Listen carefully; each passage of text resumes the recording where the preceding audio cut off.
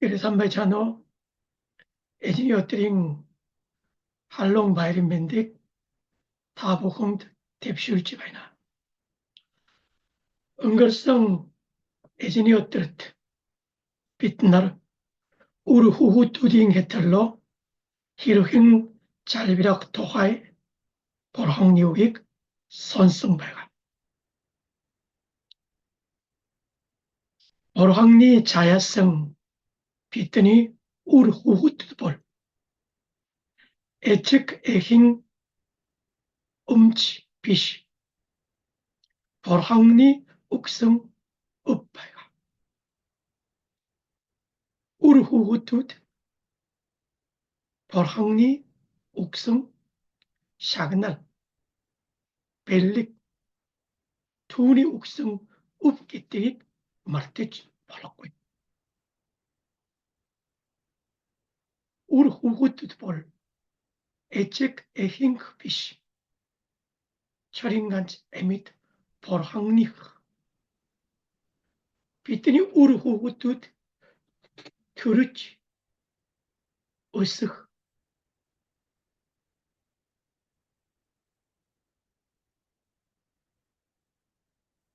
настай болж нас барах хүний бүх амьдрах хугацаа хүний гарт биш борхонны моторт байгаа. Эмба үхэл юрэл ба хараа бүх зүйл борхонны эрх мэдэл дотор байгаа гэдгийг бид нар мартаж болохгүй.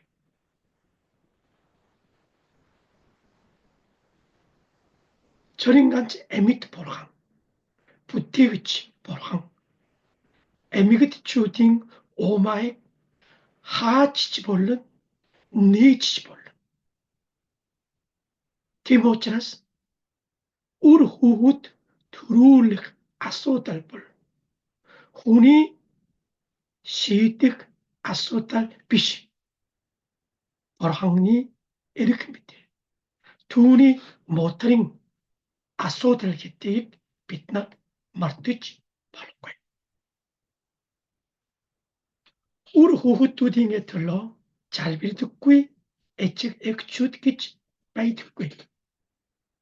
үр хүүхдүүдийн сайн сайхан эрүүл энх сайн боловсрол хүмүүжтэй амжилт бүтээлтэй тийм ээ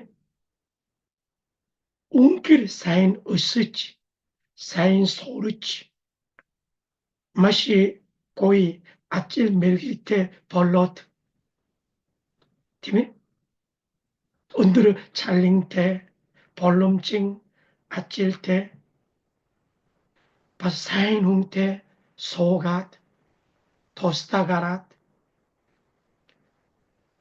сайн үр хүүхэд төрүүлэх гэх мэт. Ийм бүх зүйл эцэг эхчүүдийн хүсэл эрмэлзэл гэж хэлж байна. Есүст итгэдэггүй юу? Хамаагүй бүх хүмүүс хүсдэг зүйл адилхан байна. Харин аврагч эзэн Есүс Христэд итгэж 철인간ч эмит бүтээгч аврагч борхондоо итгэдэг бидний залбирал бол итгэдэггүй хүнээсээ ондоо ялгаатай байх ёстой. хүн төвд залбирал биш. борхон төвд залбирал. 마음빈 шуналаар залбирах бус борхонны хүслийн дагуу залбирах залбирал гэж юу вэ? Тэр бол Матай 6 дугаар бүлэгт бичигдсэн их эзэний заасан гуйлт байгаа. бид нар үр хүүхдүүдийн төлөө залбирахдаа эзэний заасан гуйлтаараа залбирах хэрэгтэй байгаа. эзэний заасан гуйлтын эхний 3 залбиралын сэдэв бол Бурханы нэг альтар, Бурханы хаанчлал, Бурханы хүсэл төлөвлөгөөний тухай залбирал байгаа. Бид нар үр хүүхдүүдийн төлөө залбирахтаа Бурхан минь ээ, миний үр хүүхэд үнэхээр Бурханы нэр альтарыг өндөр өргөмжилдэг. Миний үр хүүхэд яваг гачраа болго. Бурханы хаанчлал байгуулагдаж. Эцэг эхийн хүсэл биш. Бидний үр хүүхдүүдийн хүсэл биш. Бурханы хүсэл биелэхийн тулд бид нар залбирах ёстой байгаа. Үнгээр чөринганч амьд Бурхандаа итгэдэг бид нар бол байнга Бурханы нэр альтарыг өндөрөөр өргөмжилж, идэсэмж, уусамж, хаан байсамж, юу хийсэмж Бурханыг алдаршуулж, түүний нэр өндөр өргөмжлөх ёстой шүү дээ. Амен. чөринганч амьд Бурхандаа итгэдэг бид нар Бурханд захирагдж, Бурханы үл тушаалыг дагаж явснараа бидний бүх амьдралын салбарт Бурханы хаанчлал байгуулагдах болно.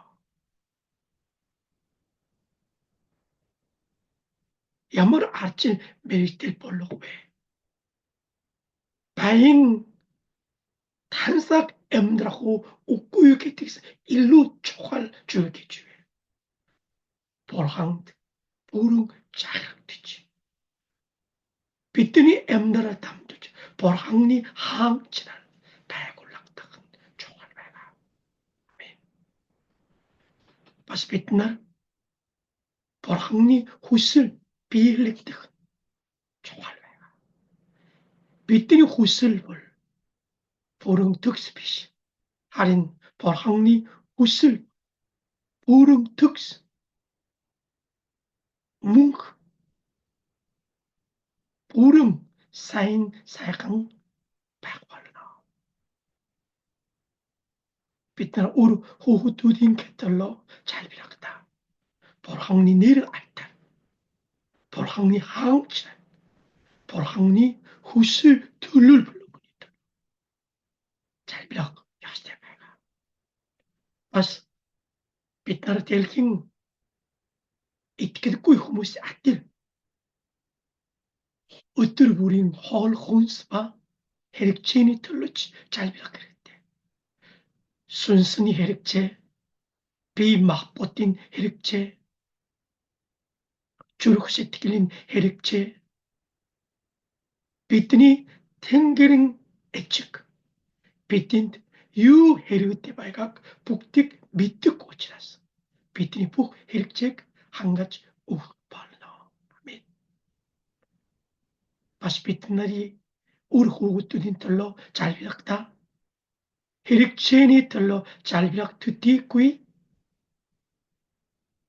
Бурханы ивэл нэгүүлслийн төлөө залбирах хэрэгтэй. Бурхан минь ээ, миний үр хүүхдүүдийн хорон муу гэм бочраас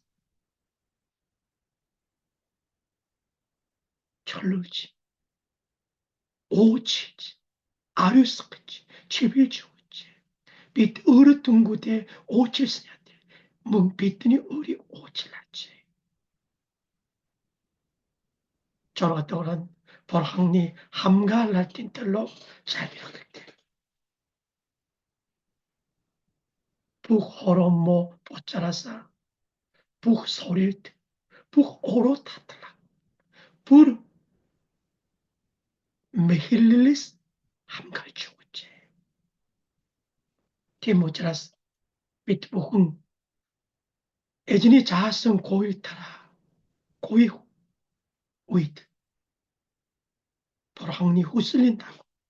보라항 툭트 잘비랄라라. 보라항 탈람짓 잘비랄라. 우르후 벌르나. 이 애진이 자승고이드. 비스비트니 고일팅. 함징 아고 가해함식. 작바르바 울길 지세 백발르나. 이 애진이 자승 고일타라. 우르후 뚜댕이 달러. 생 잘비리 뚝 에책 액추드 볼록 볼토갈. 아멘. 오늘 들어볼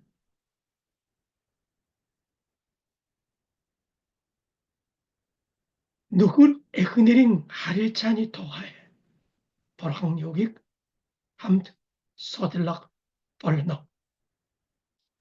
에그네르 누구링 하릴착 함드 소들락인 톨트. 에힐릴 호린 두르뚜그레게스 블레게스 고칭 고르뚜르 블렉트 비칙드승 이사킹 게르블릭 함드 소들락 기치바이가 에힐렐 호린 타빙 호리오스 함드 볼항요익 우찌네 이사킹 게르블 야머르 바이스닉 다너라 사잉 아찌글랑 볼항요익 앙칼할 때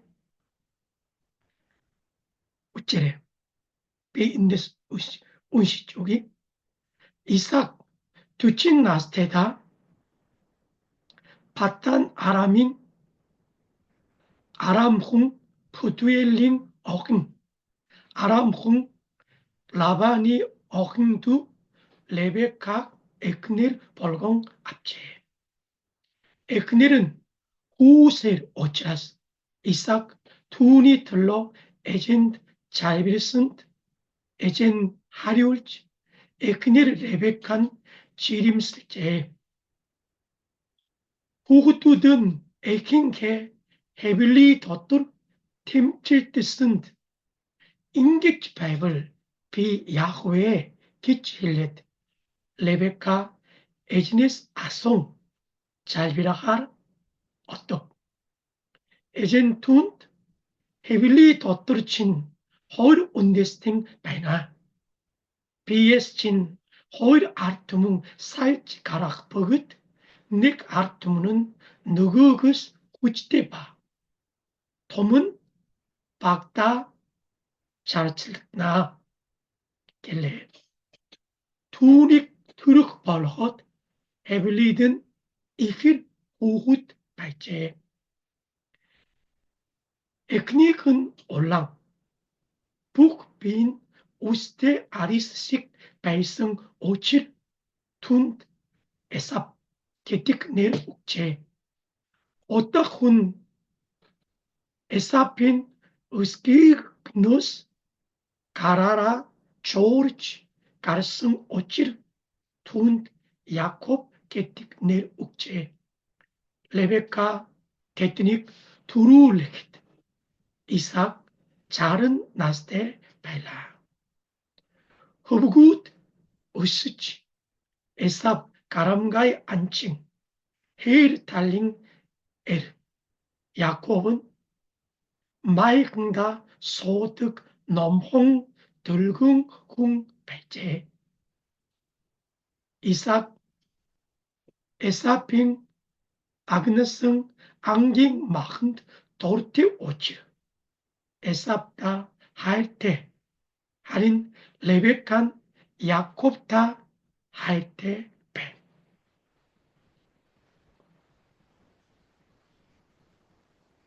자, 어린 돌로 호텔 함드 우찌네. 오늘 들어 에킬릴 어린 답도를 불래. 어린 네게스 어린 덜론드 이삭 레베카긴 게르굴린 토하이 비스베가 이삭 레베카테 хэдэн настай гэрэлсэн бэ? 40 настай. Тийм ээ. Харин 40 настай гэрэлсэн боловч эхнэр Ребекка бол хүүхэд төрүүлэх боломжгүй үүсэр байсан. Тэгэд Исаак эхнэрийн төлөө үр хүүхэдүүдтэй болохын төлөө эзэнд залбирсан. Тэгэд хоёр эхэр хүүхэд төрүүлсэн байгаа. Хоёр эхэр төрүүлсэн үед Исаак хэдэн настай байсан бэ? 60 настай байсан. Тийм учраас тэд нар 20 жил залбирсны эцэст Бурхан хариулж Эсав Яаковыг өгсөн болно. За, өнөөдөр бид нар эхнэр нөхрийн дотн харилцааны тухай Бурханы үгийг сонсох гэж байгаа. Эхнэр нөхрийн дотн харилцааны тухай зөв ойлгохын тулд Библиэд бичигдсэн нөхөр эхнэрийн харилцааны тухай чухал Библийн ишлэлүүдийг хамт үзэх гэж байна. Нөхөр эхнэрийн дотн харилцаа. Эхнэр нөхөр нэг гэрд амьдардаг учраас гэр бүл биш. Хэр дотн харилцдаггүй гэдэг нь маш чухал байгаа. Гэр бүл гэдэг нь тийм ээ дотн харилцаа гэж хэлж байна. Ямар ч нуух зүйл байх ёсгүй. Эхнэр нөхөр нь бие биендээ ил тод нээлттэй нуух зүйл байхгүй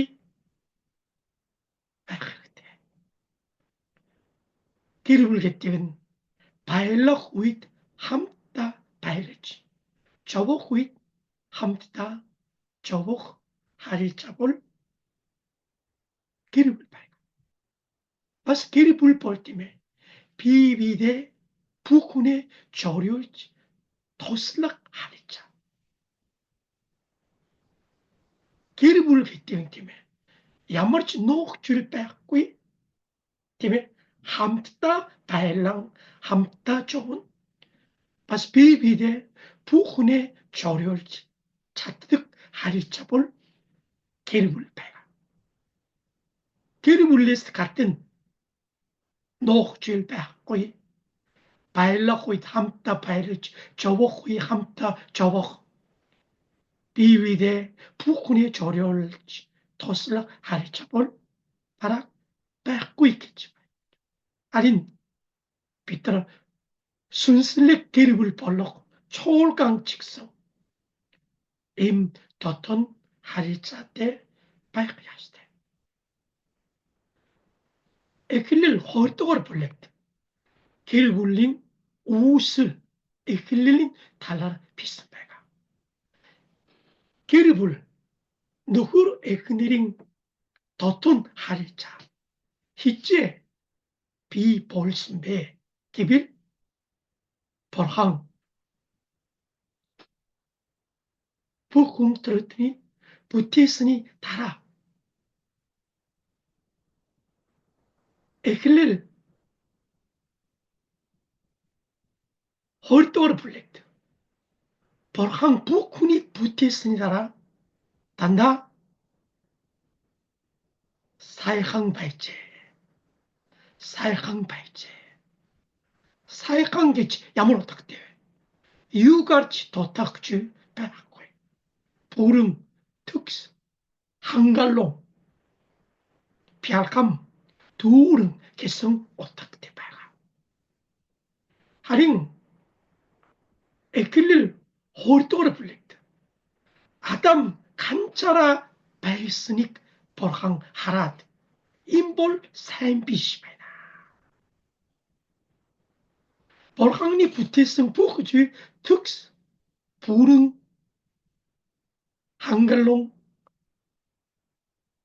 сайн сайхан байсан боловч эр хүн Адам ганцаараа байх нь Бурханд сайн биш байсан. Тийм учраас түүнд тохирох туслагчийг бий болгоё гэж Бурхан шийдээд эргэд эр хүнээс эмэгтэй хүнийг бүтээснийг Эхлэл 2 дугаар бүлэгт бичсэн байна. Эхлэл 2:24-д ийм учраас эр хүн эцэг эхээ орхиод эхнэртэйгээ нийлж хоёулаа нэг махбут болдог. Гэр бүл болохын тулд заавал эцэг эхээ орхиход тусдаа гарч бие даасан байх ёстой. Бүх талаасаа бие даасан гэр бүл. Тэгэд эхнэртэйгээ нийл нэг болно гэсэн утгатай. Хоёулаа боловч нэг махбат болдог гэсэн. Тийм ээ. Хоёр боловч нэг болов. Гайхамшиг нууж байна. 25-д хүн эхнэр хоёр нүчгэн байсан бөгөөд тэд ичсэнгүй. Нүчгэн байсан боловч бие биесээ ичдэггүй харж байгаа гэвэл ганцхан эхнэр нөхрийг харж байгаа шүү дээ.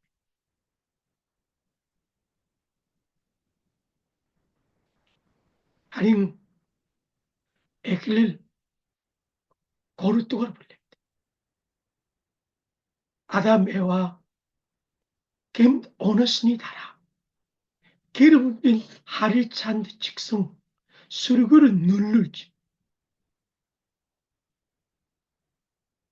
бие биендээ итгэрэггүй болж бие бинийгээ шүмжилж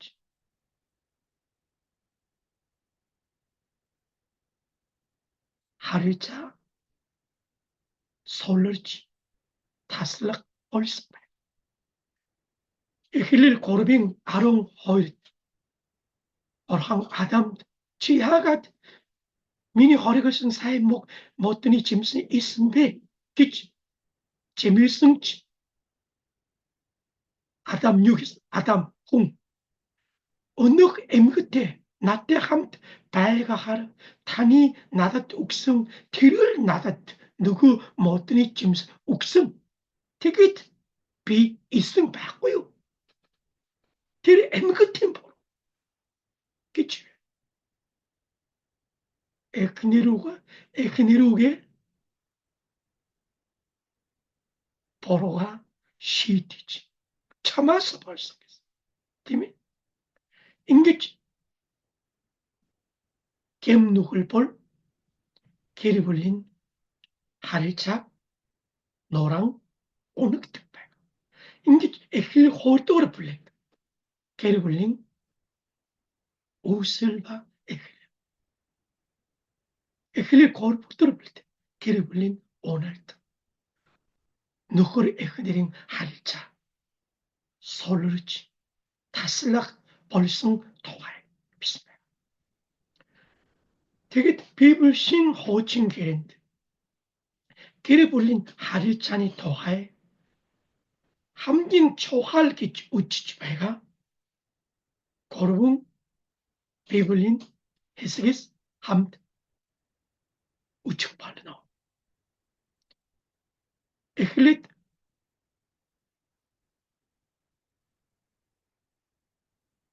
сургаалт үгс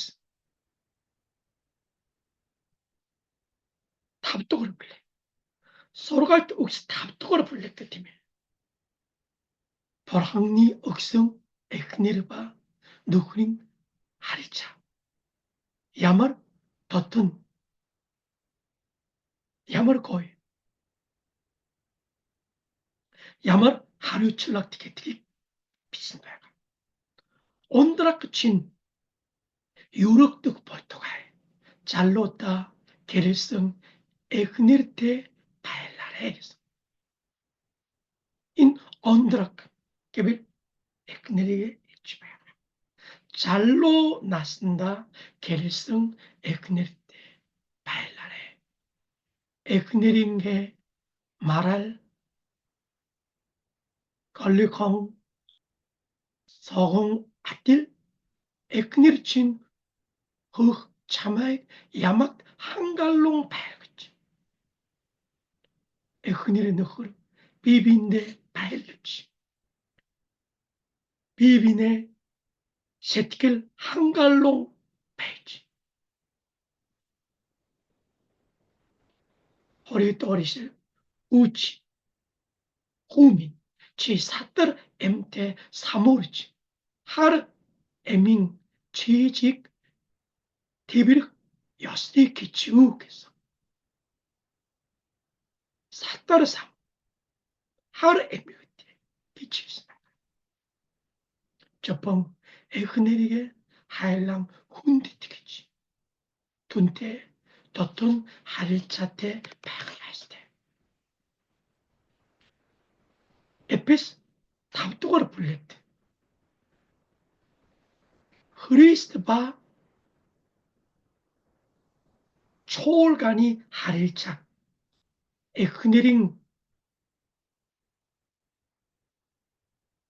эхнэр ба нөхрийн харилцаатай зүйлсэн байгаа.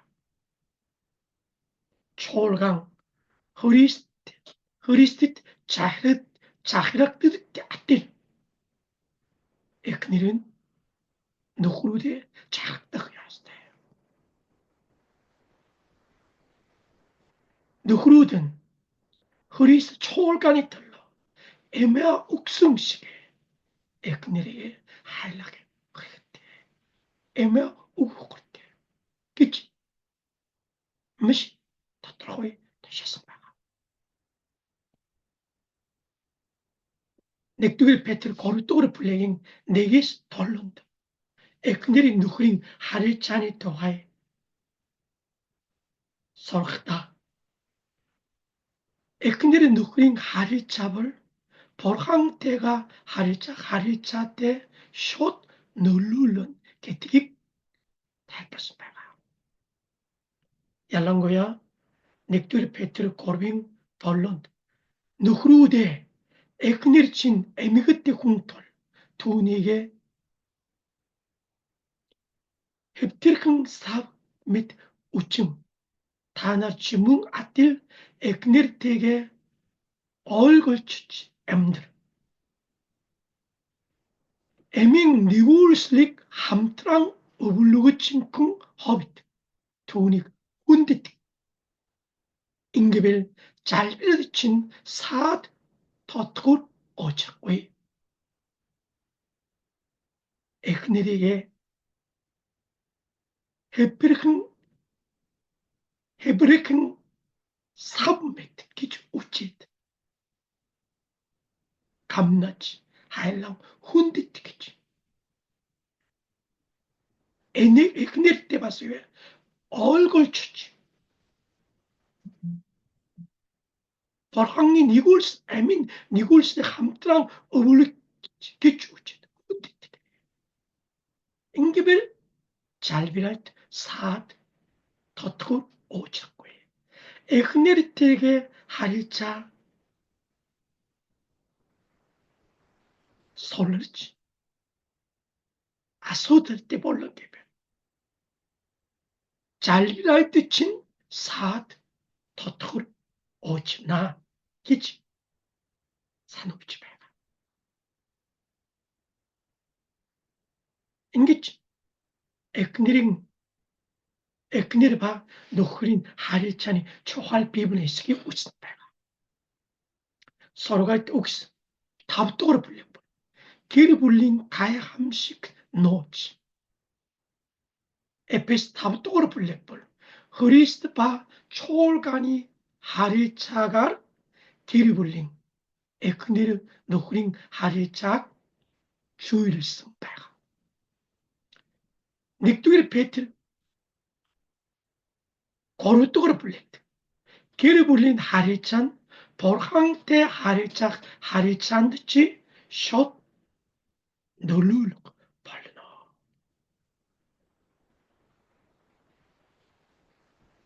Эхнэр нөхрийн харилцаа бол гэр бүлийн харилцааны үндэс суурь байх болно.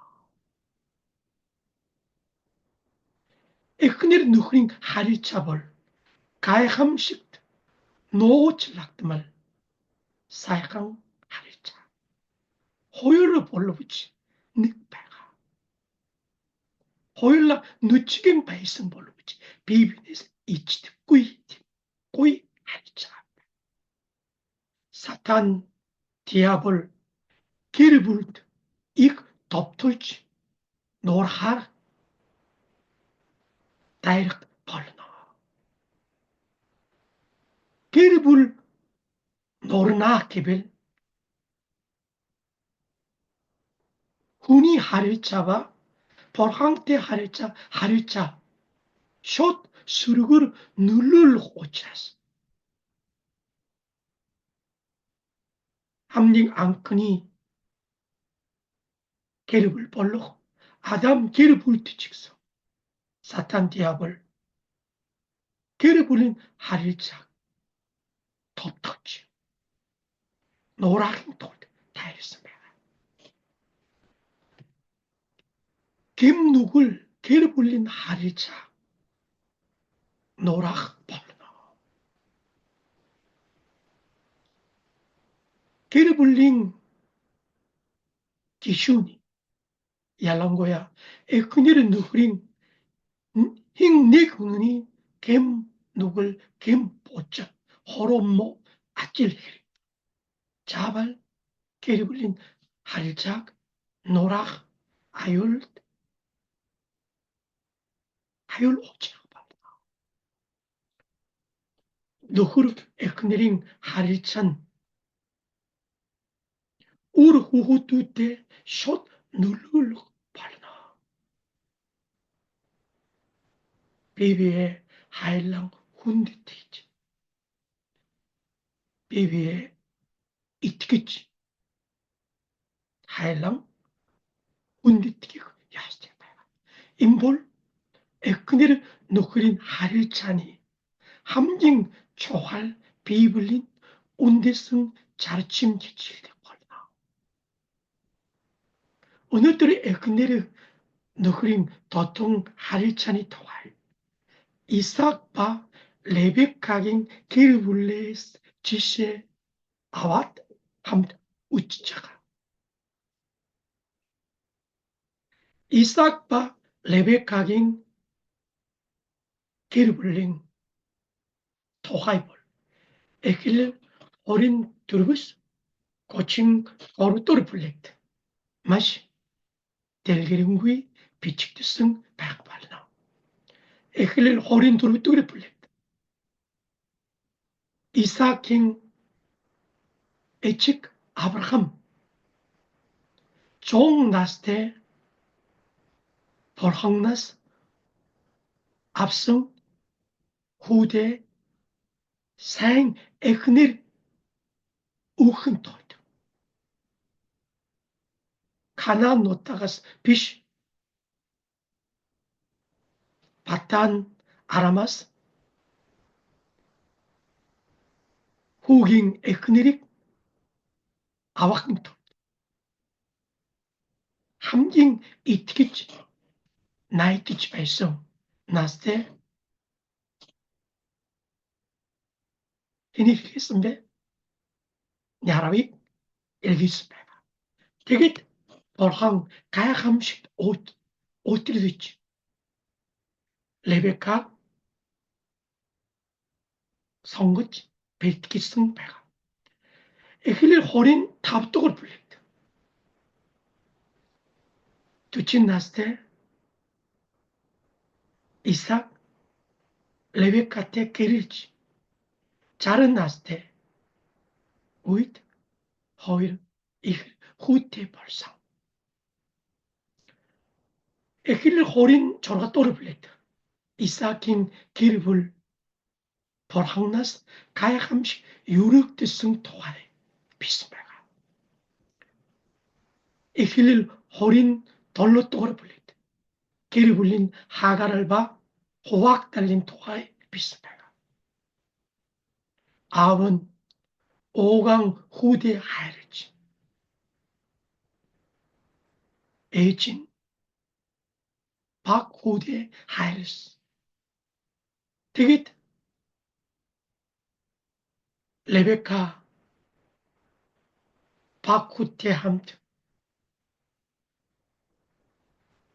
нөхрөөс уугаан хүүгийн эрхийг булааж залхимэх аргаараа авсан тухай бичсэн байна. Үүнээс болоод гэр бүл дотор маш том асуудал үүсэж эхлэл 27 дугаар бүлэг баг хүү Яаковыг нагаж ах Лаван руу зугтаахаас аргагүй болж ингээм бороогийн үр дүн. Тэгэд эхлэл 32 дугаар бүлэгт нагаж ах Лаваны гэрээс 20 жил болсон Яков төрсөн нутагтаа буужиж ирэх гэж байсан боловч ахаасаа айдас үүнээс болж залбисан тухай байсан байна.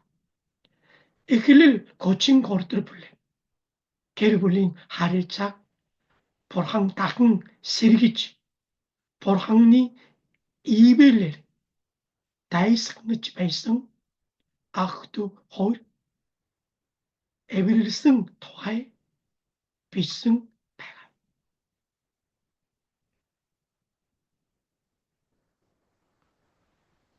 Үнэхээр Исаак Ребекагийн гэр бүл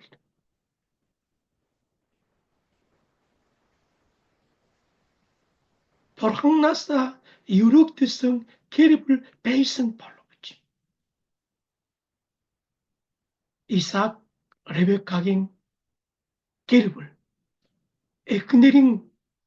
эхнэр ба нөхрийн харилцаа нь тэмж сайн биш байсан. Аав нь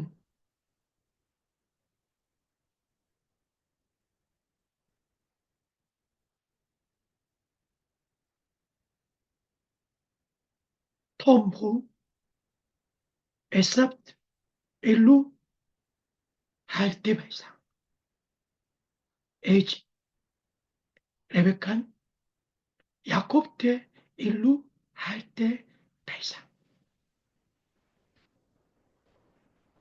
Сая ярьсан эхлэл 27 дугаар бүлэгт хайртай баг хүүдээ уугаан хүүгийн еврэл эрх мэдлийг өгөх тулд Ребека нөхрийгөө бэхэж уугаан хүүгийн эрх мэдлийг баг хүүдээ өгсөн маш гэм учир хэргийг үйлдэлсэнийг эхлэл 27 дугаар бүлэгээс бичиж байна. За ингэж бид нар нөхөр эхнэрийн дотн харилцааны төлөө 6 зүйлийг хамт үчих гэж байгаа. Нэгдүгээр нь нөхөр эхнэрийн харилцаа нь 우리 хүүхдүүдийн боловсролд шууд нөлөөлөх болно. Эхнэр нөхрийн харилцаа сайн байвал үр хүүхдүүдийн боловсрол хүмүүжид маш сайнараа эргээр нөлөөлөх болно. Харин эхнэр нөхрийн харилцаа сул, ширүүн, дотн бус дандаа хэрэлдэж маргагдаж бие биенийхээ хайлан хүндэтгэх сэтгэл байхгүй бол үр хүүхдүүд сөргөрөө нөлөөлөх болно. Эхлэл 25-аас 33 дэх бүлэг байгаа. Том хүү Эсав баг хүүгийн Якобын харилцаа дайсагнаж байсан. Том хүү Эсав дүүгээ аллах гэж байсан. Үчин ядах биш. Бүр альж хөнөг гэж байсан. Насаараа дайсагнаж байсан. Юунаас болсон? Ээжээс болсон гэж хэлж байна. Тийм учраас эхнэр нөхрийн харилцаа нь үр хүүхдүүдийн боловсрол хүмүүжид шууд муу харилцаатай эхнэр нөхрийн дотроос сайн хүмүүжлтэй хүүхэд төрөх нь хичүү байх болно. Тэр бас гоё сургууль явуулах вэ? Тэр өндөр боловсрол эзэмшүүлэхгүй гэдгээс илүү эхнэр нөхөр бие биендээ итгэж, бие биенээ хайлан хүндэтгэж, нэг сэтгэлд байж үр хүүхдүүдийг сургаан хүмүүжүүлэх үед нэг дуутай байх. Үр хүүхдийн хүмүүжид сайнараа нөлөөлөх болно. Хоёрдугаар нь үр хүүхдүүдийг ялгаа барьж болохгүй. Ребека Исаакийн гэр бүлийн хамгийн том асуудал хоёр хүүгээ ялгаа барьж байсан. Аав нь анчин тийм ээ. Эр хүчийг Эсавд хайдаг байсан. Ялангуяа Эсав хэр тал гараад ан хийж агнасан махаар амт хоол хийж ёстой барьж байсан. Харин Исаак бол номхон байсан. Дандаа гэртээ байсан. Ээжтэйгээ дотн ээжтэй сайн тусалдаг, ээжийн найз болдог. Тийм учраас Исаакийн гэр бүл дөрвөн гишүүнтэй байсан биш үү? Аав нь том хүү Эсав. Нэг ээж Ревека нь баг хүү Якобт нэг бүл. Бараг энэ гэр бүл дотор 2% хуваагдчих. Бивэндээ уугаан хүүгийн эрх мэдлийн төлөө тэмцэгдэж байсан.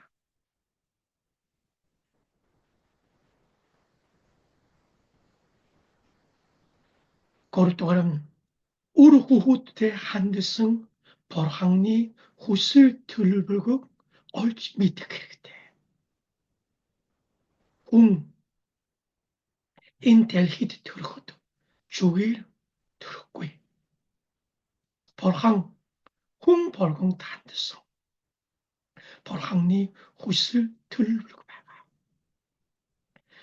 Ер нь Эхлэл 25 дахь бүлэгс Ребека жирэмсэн үед Ребекагийн хэвлэл дотор хоёр ихэр хөл байнга тэмцэж байсан. Тийм ээ. Тэр үед Бурхан баг том нь багт үйлчлэх болно гэж илчсэн байгаа. Эхлээд 27 дугаар бүлэгт Ребека Баку Яаковт Оган хүүгийн эрхийг апуулахын тулд тэмцсэн нь Бурханы хүсэл зорилгыг биелэх арга гэж бодогч боломж байсан. Харин Бурханы аргаар биш. Хэн бочаар зөвхт бус аргаараа Бурханы хүсэл төлөвлөгөө биелгэж байсан. Ром 9-р бүлэгт ч гэсэн Бурханы хүсэл зорилго бол Эсаваар биш, Исаакаар дамжуулж бас Яаковоор дамжуулж Бурханы хүсэл төлөвлөгөө биелгэж байсан. Уг нь Оган хүү Эсаваар дамжуулж Бурханы Авраамд өгсөн хүсэл төлөвлөгөө биелэх ёстой боловч Бурхан Оган хүү болох Эсавыг сонгосон биш. Исаакийн Баку Яаковыг сонгосон гэж Ром 9-р бүлэгт бичсэн.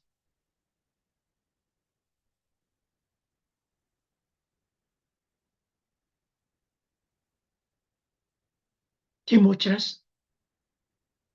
та нар үр хүүхэдтэй хандсан Бурханы хүсэл төлөв. Тийм ээ. Бас Эсав Яаков түүний зан чанар ч гэсэн Авиас чадвар ч гэсэн өөр байсан.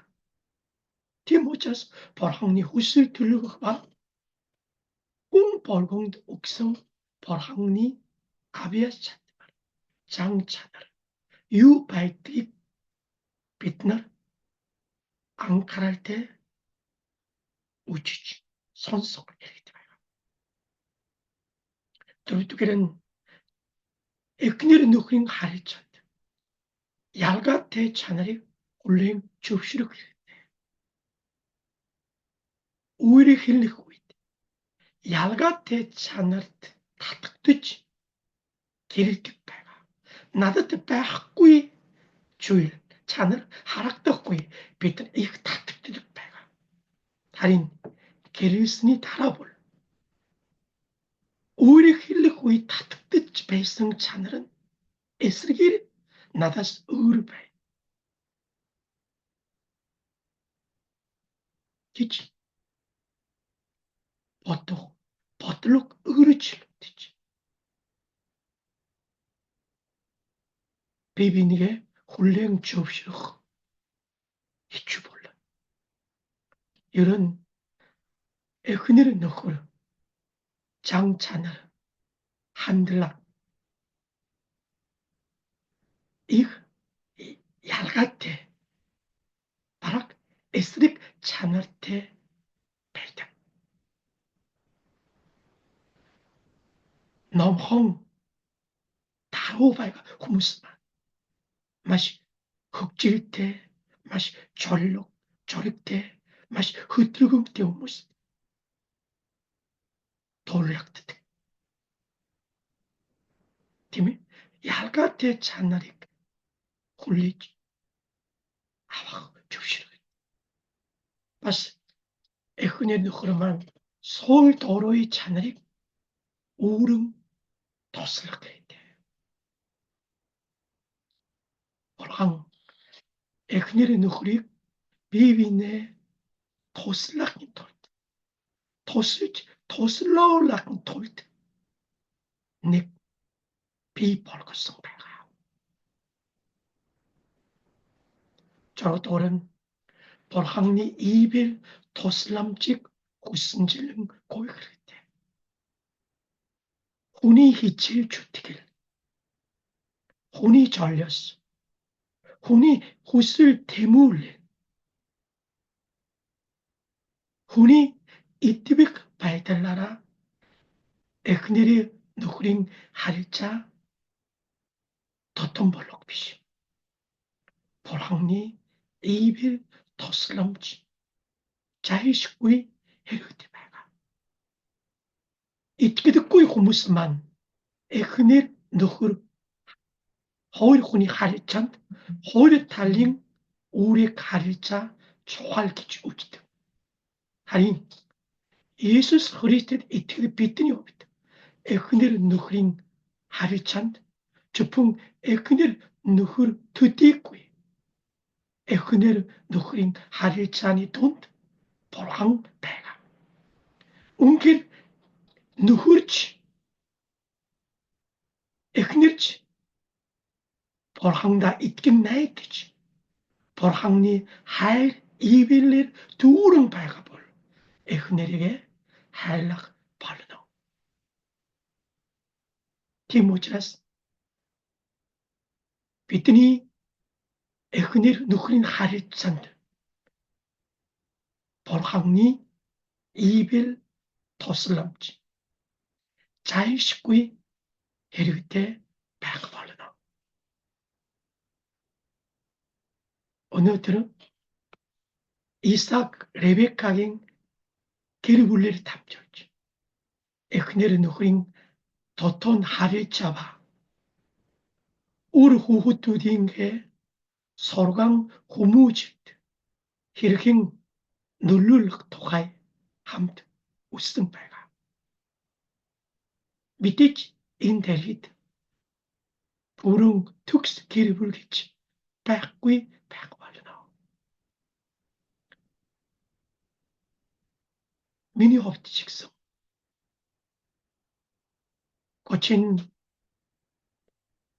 37 жилийн өмнө эхнэртэйгээ гэрэлтэж өнөөгөртэй Бурханы дотор дотоод харилцаатай болохын тулд хүсэн тэмүүлж Бурханы ивэл хүсэмжлэн аваад хичээж явж байгаа. Та бүхний эхнэр нөхрийн харилцаа улам бие биендээ итгэн хайрлан хүндэтгэх дотоод харилцаатай байх болтугай. Та бүхний хайрын дотоод харилцаагаар дамжуулж та нарын үр хүүхдүүд ч гэсэн Бурханы ивэл дотор сайн өсөж хүмүүжиж төлөвшөх болно. өнөөдөр Исаак Ребекагийн харилцаа гэр бүлийн харилцаа бол тэмч дотон биш байсан. Тийм учраас тэдний гэр бүлд маш том асуудал, маргаан, тэмцэл, хагарал, хуваагдал, дайсагнал байсан. Харин Бурханы ивэл нэгүүлсээр тэдний гэр бүлийн бүх асуудал шийдэгдэж Бурханаар өргөдсөн гэр бүл болсон байна. Бурхан 다른 гэр бүлийн бүх харилцаа гайхамшигт өргөх